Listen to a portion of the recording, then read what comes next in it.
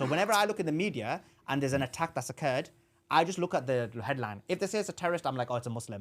If it's the exact same attack and it's not a Muslim, they just don't use the word terrorist. So again, this word has almost been created mainly for Muslims. Now they've started using it a lot more for like white nationalists as well, and they've incorporated them into it. But generally speaking, it's mainly used for Muslims. So that's the first thing that I think that's important to talk about. Sorry. No, that's an excellent point when you said that. Like, wow, that's true, because there could be shootings, but they don't call them terrorists if it's like a white person, or the white nationalists, they will.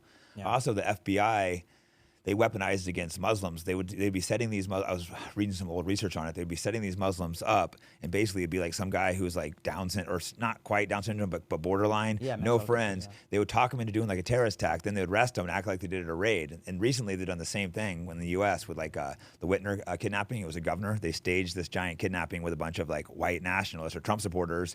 But the whole thing was an FBI plot to get a couple of dumb guys to go along with it. And they were trying to feed them the weapons. They've done the same thing with January 6th. So now you see the FBI treating Trump supporters the way they used to treat Muslims. And I think it's been a kind of a wake-up call for me and some other people.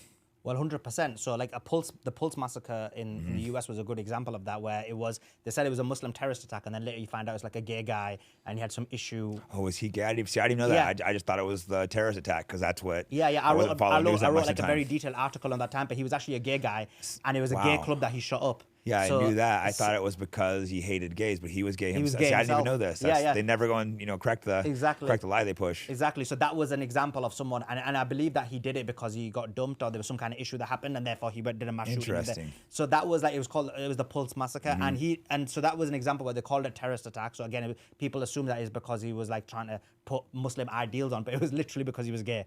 And so this is an example of what they do in the media intentionally to demonize Muslims. And the reason they did it is because after, as you said, in September the 11th, they created this industry because they wanted to demonize Muslims, to give them the ability to basically attack the Middle East. Because Muslims are the bad guy, let's do the illegal war in Iraq. Muslims are the bad guys, let's do this war in Afghanistan. Muslims are the bad guys, that's why we're going to attack Palestine. So it's the psychological manipulation that they try to do.